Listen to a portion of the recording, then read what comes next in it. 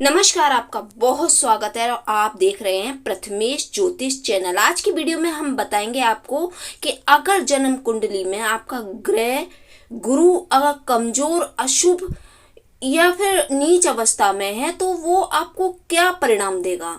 उसके परिणाम आपके लिए अच्छे तो नहीं रहेंगे, लेकिन इसके बावजूद अगर बृहस्पति आपकी कुंडली में शुभ अवस्था में होता है तो उसका अच्छे परिणाम आप जरूर मिलते हैं। तो हम आज आपको बताएंगे कि बिना कुंडली देखे सिर्फ लक्षण से आप कैसे जान सकते हैं कि आपका गुरु कमजोर है, मजबूत है, शुभ है या अशुभ है।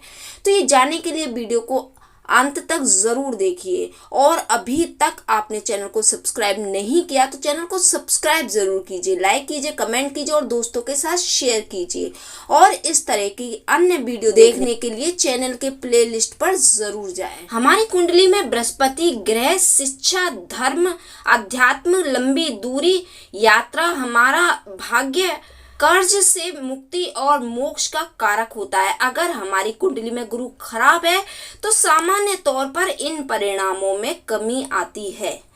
अगर आपके पास आपकी कुंडली नहीं है तो आप अपनी कुंडली देखना भी नहीं जानते, तो इन लक्षणों को देखकर आप पहचान सकते हैं कि आपकी कुंडली में गुरु कमजोर है या नहीं। तो चलिए हम बताते हैं गुरु के खराब होने के लक्षण क्या होते हैं। देव गुरु बृहस्पति ज्ञान और शिक्षा के कारक होते हैं। अगर आपकी कुंडली में गुरु खराब है तो आपकी शिक्षा और ज्ञान प्राप्ति में बाधाएं उत्पन्न होने लगती है। आपकी शिक्षा रुक रुक कर भी चल सकती है। ऐसा कई बार देखा जाता है कि गुरु के कमजोर होने पर व्यक्ति की स्मरण शक्ति भी कमजोर हो जाती है। शिक्षा ही नहीं, और भी अन्य क्षेत्रों में व्यक्ति कुछ अच्छे से याद नहीं रख पाता। और शिक्षा के लिए तो याददाश्त तेज होना बहुत जरूरी होता है, जो चीजों को आसानी से जिससे समझ में आ सके। कुंडली में गुरु खराब होने से व्यक्ति को पढ़ाई लिखाई में रुचि नहीं रहती। इसका मन शिक्षा के प्रति तिरस्कार की भावना से उत्पन्न हो जाता है, भर जाता है।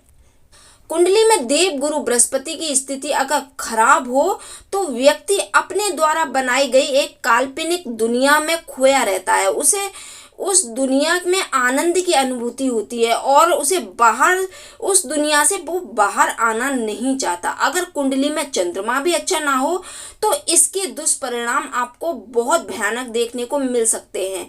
ऐसे व्यक्ति को डिप्रेशन तक की बीमारी हो जाती है या फिर इन्हें ड्रग्स आदि की आदत लग जाती है ताकि वो अपनी ही दुनिया में मस्त रहें। अगर आपको अपने जीवन में अच्छे गुरु या शिक्षक नहीं मिल पा रहे तो ये सबसे बड़ी सूचना है कि आपकी कुंडली में गुरु कमजोर स्थिति में है।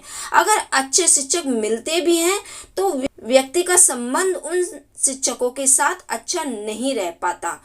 अगर आपकी कुंडली में गुरु खराब स्थिति में है तो आपको अपने जीवन में सही और गलत का भेद करने में समस्याएं आ सकती हैं। आप अक्सर उन रास्तों को चुन लेते हैं जो आपके लिए गलत साबित होते हैं आगे जाकर। कई बार लोगों को निर्णय लेने की क्षमता भी घट जाती है।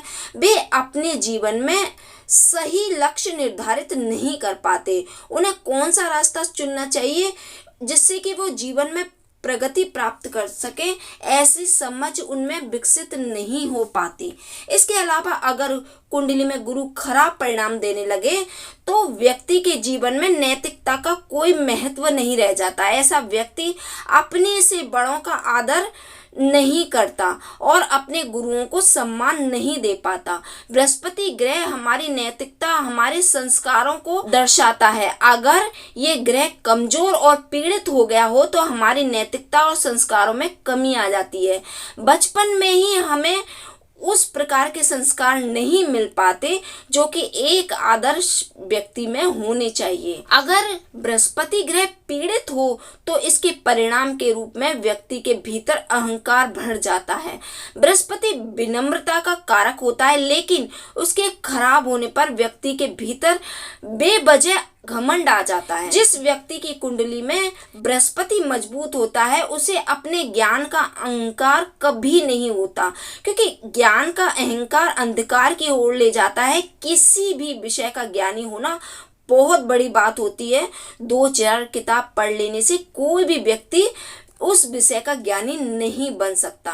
अगर आप अक्सर अपने पाचन क्रिया की समस्याओं से परेशान रहते हैं तो ये एक बहुत बड़ा कारण हो सकता है कि आपका गुरु कमजोर या पीड़ित है। अगर कुंडली में गुरु ग्रह खराब या पीड़ित है तो व्यक्ति को नास्तिक बना देता है। ऐसा व्यक्ति देवी देवताओं पर विश्वास रखना छोड़ देता है।